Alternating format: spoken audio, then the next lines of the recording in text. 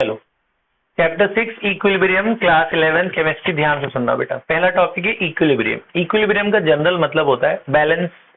Equilibrium का general meaning balance हुआ ना, कि आप इक्विलिब्रियम पे हो, आप स्टेट ऑफ रेस्ट पे हो और या स्टेट ऑफ यूनिफॉर्म मोशन में हो, उसे भी इक्विलिब्रियम कहते हैं ना, स्टेट ऑफ रेस्ट और state of uniform motion. In terms of chemistry अगर हम केमिकल इक्विलिब्रियम की बात करें, केमिकल इक्विलिब्रियम और नॉर्मल कोई भी प्रोसेस अगर इक्विलिब्रियम में है तो इसका मतलब ये होता है कि भाई कोई रिएक्शन हो रही है लेकिन वो पता नहीं चल रही, मतलब रिएक्शन चल रही है तो उसे बोलते हैं इक्विलिब्रियम।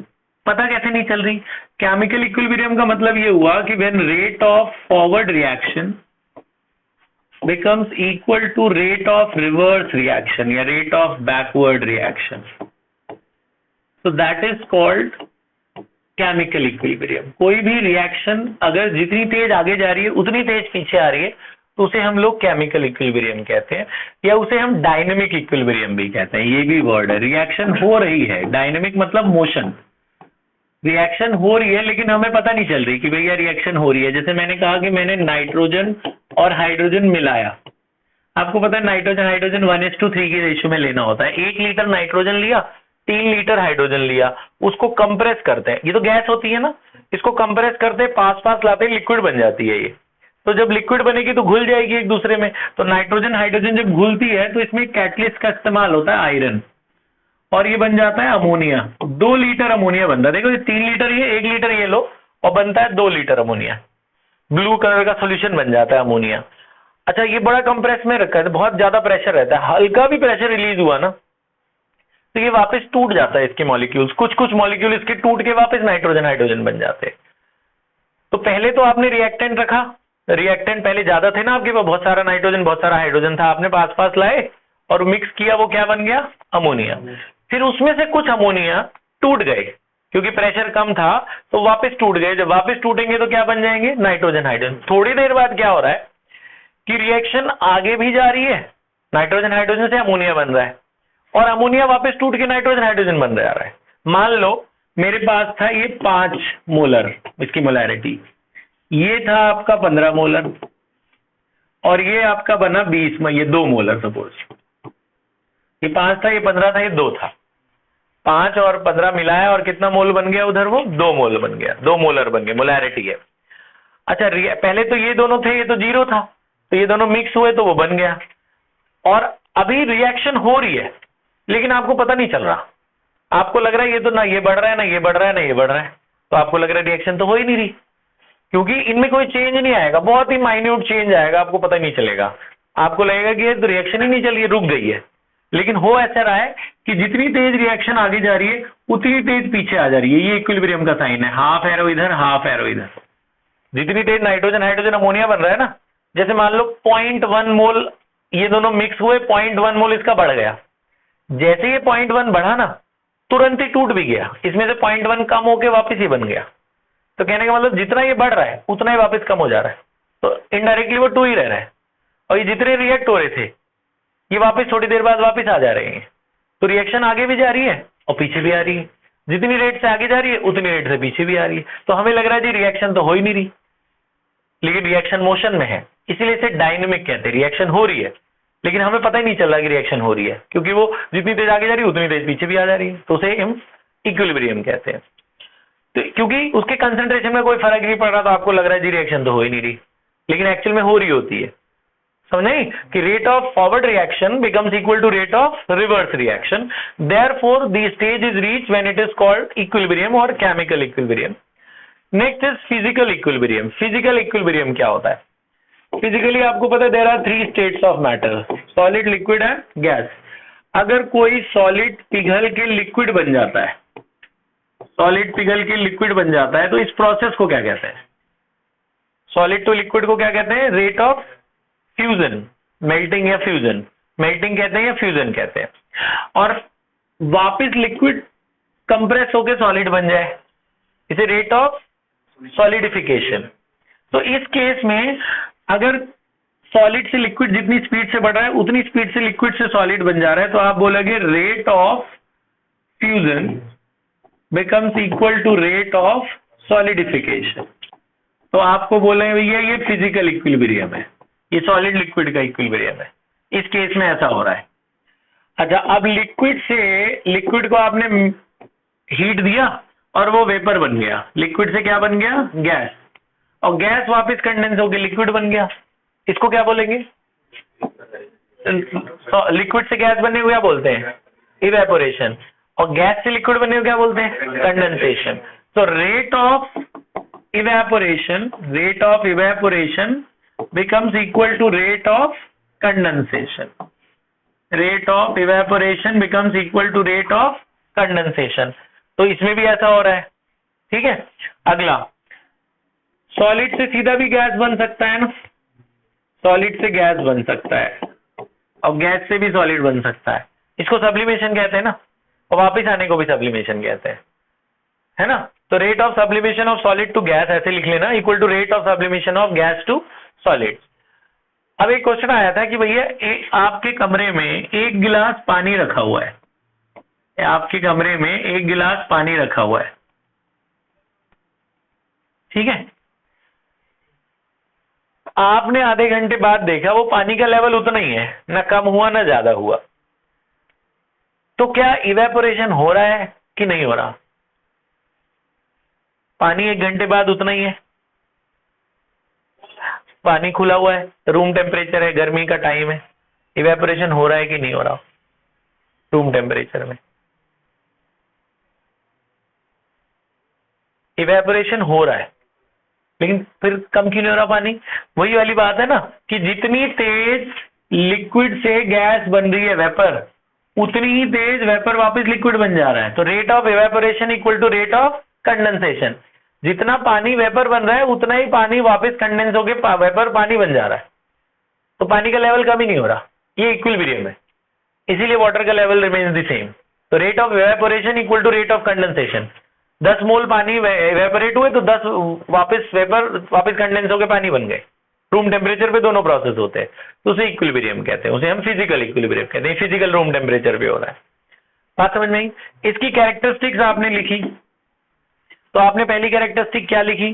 पहली कैरेक्टरिस्टिक आपने ये लिखी कि equilibrium is possible only in a closed container, मतलब ये रूम था चारों तरफ बंद है तो इसके अंदर इक्विलिब्रियम हो सकता है। अगला, both the opposing process occur at the same rate, है ना, जितनी तेज इवेपोरेशन होगा उतनी तेज कंडेंसेशन होगा, तभी फिजिकल इक्विलिब्रियम अटेन होगी। तीसरा, all measurable properties of the system remains constant, कि भैया वॉल्यूम जितना था उतना ही है, ना बढ़ा ना घटा, जितनी भी प्रॉपर्टी आप मेजर कर सकते हो वो कांस्टेंट रहेगी, ना बढ़ेगा ना घटेगा, इक्विलिब्रियम अगर होगी तो। When equilibrium is attained, next point, when equilibrium is attained for a physical process, it is characterized by constant volume, है ना, वॉल्यूम सेम रह रहा है ना at given temperature, room temperature पर। अगला, magnitude of such quantities at any stage indicates the extent to which the physical process had proceeded before reaching equilibrium। इसका मतलब ये हुआ कि भैया अगर कोई भी प्रोसेस हो रहा है तो वो इंडिकेट कर, मतलब कोई भी ऐसे थोड़ी मैंने 5 मोल ये लिया, 15 मोल ये लिया, शुरू में जब टाइम 0 था तो यही लोग तो रहे होंगे, शुरू में तो रिएक्टेंट ही रहा होगा ना, प्रोडक्ट तो 0 रहा होगा ना शुरू में, तो 0 सेकंड में आपसे पूछे कि क्या था, तो 0 सेकंड में ये मैक्सिमम थे और ये कितना था, मिनिमम। थोड़ी देर बाद हुआ होगा ना इक्विलिब्रियम में, थोड़ी शुरू में इक्विलिब्रियम हो गया होगा, पहले तो रिएक्शन होनी शुरू होगी, पहले तो ये रिएक्ट होंगे, रिएक्ट होके प्रोडक्ट बनाएगा, फिर उसमें सारे के सारे प्रोडक्ट थोड़ी ना टूट रहे हैं, कुछ फ्रैक्शनल पार्ट अमोनिया टूट के वापस ये बन रहा था ना, ऐसा तो नहीं कि सारे के सारे 2 मोल पूरे टूट के ये बन गए ना, उसका एक कुछ 0.01 जो यहाँ से बढ़ रहा था उतना ही वापस ये फ्रैक्शनल वापस रिवर्स स्टेट में आ जा रहा था। तो इक्विलिब्रियम होने के लिए एक स्टेज पहले बनती है, उसके बाद इक्विलिब्रियम रीच होता है, सीधे ही नहीं इक्विलिब्रियम में आ जाता कोई भी।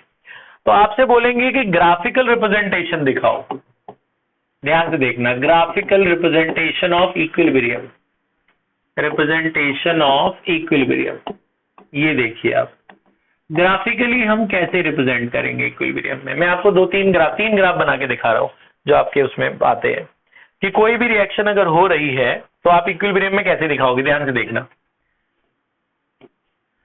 इन्होंने एनसीईआरटी में 3 ग्राफ दिए हुए हैं। पहला है कंसंट्रेशन वर्सेस टाइम।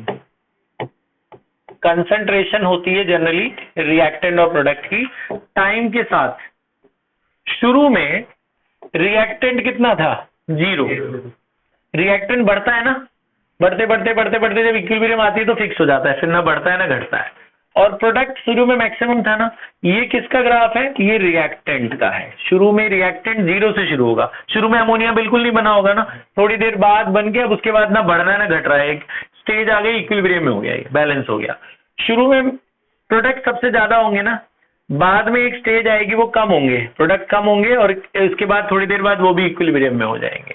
तो ये प्रोडक्ट है, जो कम होता है वो प्रोडक्ट, और बाद में वो भी ना बढ़ता है ना घटता है। तो जहां से वो कांस्टेंट हो गया, यहाँ के बाद वो कांस्टेंट हो गया, यहाँ के बाद ना इंक्रीज हो रहा है ना डिक्रीज हो रहा है, तो इस प्रोसेस को हम इक्विलिब्रियम बोलेंगे। ये जहां से ना इंक्रीज हो रहा है ना डिक्रीज हो रहा है, ये पूरा पैरेलल चले जाना, इसको हम क्या बोलेंगे, इक्विलिब्रियम। ये बात समझ में आई, ये इक्विलिब्रियम का पहला ग्राफ। दूसरा देखो, आपको बोलेंगे ऐसे, ये भी बड़ा अच्छा क्वेश्चन है जो मैं बता रहा हूँ, बोलेंगे नाइट्रोजन हाइड्रोजन इक्विलिब्रियम में गए, इसका ग्राफ बना के दिखाओ। इसमें तो 3 है ना, इसमें तो हमने एक रिएक्टेंट दिखा दिया, एक प्रोडक्ट दिखा दिया, हो गया, बात कहानी खत्म हो गई। अब आपको बोलेंगे इसका दिखाओ, तो इसका कैसे दिखाओगे आप, ध्यान से देखना। तो इसमें तो हमें पता था एक रिएक्टेंट था एक प्रोडक्ट है, तो हमने दिखा दिया। इसमें कैसे दिखाएंगे, ध्यान से देखना। कंसंट्रेशन वर्सेस टाइम का ही ग्राफ है। कंसंट्रेशन वाई एक्सिस में रखना है, टाइम एक्स एक्सिस में रखना है। तो देखो, आप ये देखना, इनके कोफिशिएंट को देखना। शुरू में अमोनिया तो 0 रहा होगा ना, है ना, शुरू में अमोनिया कितना रहा होगा, 0।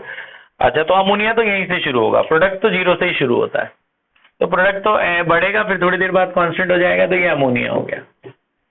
ठीक है, आप देखो इसका कोफिशिएंट कितना है, 1, इसका कोफिशिएंट कितना है, 3, तो ये 1 लीटर लेंगे और ये कितना लेंगे, 3 लीटर। तो 1 लीटर मतलब रिएक्टेंट से तो ज्यादा ही होंगे ना प्रोडक्ट, तो अमोनिया से ज्यादा दिखाना प्रोडक्ट, तो नाइट्रोजन का ही यहां से शुरू कर लेना, मान लेना ये 1 है और ये कितना लीटर है, 3, तो इसको 3 ले लेना। ठीक है, बात समझ आई? तो इसको 1 से शुरू करना, नाइट्रोजन को और इक्विलिब्रियम दिखा देना, पास ले आना या थोड़ा सा कम कर देना, और इसको 3 से शुरू करके कम, मतलब करना कम ही है, प्रोडक्ट तो कम ही होता है ना।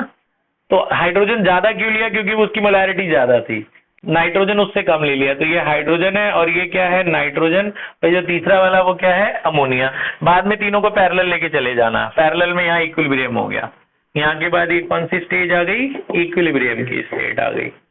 ये बात समझ में? ये नाइट्रोजन हाइड्रोजन और अमोनिया ग्राफ है, 3 ग्राफ है आपके कोर्स में, एक इसका है, एक अमोनिया का हो गया, एक नाइट्रोजन का, एक हाइड्रोजन का हो गया, है ना। एक तीसरा ग्राफ और है इसका, देखो, हाइड्रोजन और आयोडीन मिलके ना हाइड्रोजन आयोडाइड बनता है, बोलते हैं इसका ग्राफ भी बनाओ। बताओ, यहाँ एक्स एक्सिस पे क्या रखेंगे, टाइम, वाई एक्सिस पे क्या रखेंगे, कंसंट्रेशन। अब आप देख रहे हैं शुरू में तो हाइड्रोजन आयोडाइड 0 होगा ना, प्रोडक्ट 0 होगा, और प्रोडक्ट इस तरह से, प्रोडक्ट का तो हमेशा ऐसे ही बनाना है, 0 से शुरू करना है, थोड़ी देर बाद ऐसे पैरेलल दिखा देना, ये पैरेलल लेके जाना, जब इक्विलिब्रियम होगा तो पैरेलल ले जाना। ये किसका ग्राफ है, ये वाला HI का, और ये दोनों देख रहे हो, इनके बाहर, दोनों के बाहर कितना है, 1 1, दोनों एक ही एक है ना। जैसे इसमें ये 1 था, ये 3 था, तो अलग अलग जगह से शुरू किया, ये तो ये भी बना ये भी बना, तो दोनों एक ही जगह से शुरू करना, ऐसे ये कम हो जाते हैं ना बाद में। तो ये हाइड्रोजन और आयोडीन दोनों के लिए, ये ऐसा है ना, रिएक्टेंट बढ़ेगा और प्रोडक्ट कम होगा, तो ये ऐसा ग्राफ है। ठीक है, एक पॉइंट के बाद दोनों बैलेंस हो गए, ये आपका प्रोडक्ट, ये रिएक्टेंट है, ये रिएक्टेंट है और ये क्या है, प्रोडक्ट है ना। हाँ, और प्रोडक्ट अच्छा, मैंने बोला वो था, लिख उल्टा दिया है ना। हाँ, जो रिएक्टेंट है, रिएक्टेंट थोड़ा कम होगा, रिएक्टेंट कम होगा और प्रोडक्ट क्या होगा, बढ़ेगा, तो प्रोडक्ट हमेशा 0 होगा, है ना, प्रोडक्ट 0 से शुरू होगा और रिएक्टेंट ऊपर से नीचे कम होगा, है ना। बोला वो था, लिख उल्टा दिया, बात समझ में आई? ठीक है, ये कर लो आप, ठीक कर लो, तो ये सारी चीजें आप कर लो और इसमें ये लिख लो, चला दे लाइट।